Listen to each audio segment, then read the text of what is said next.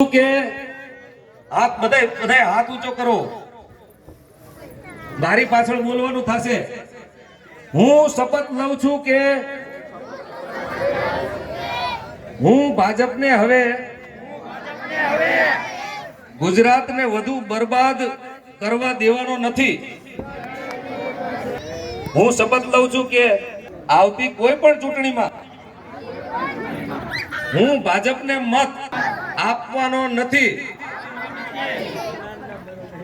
હું શપથ લઉં છું કે પરિવાર અને ગુજરાતના સુવર્ણ ભવિષ્ય માટે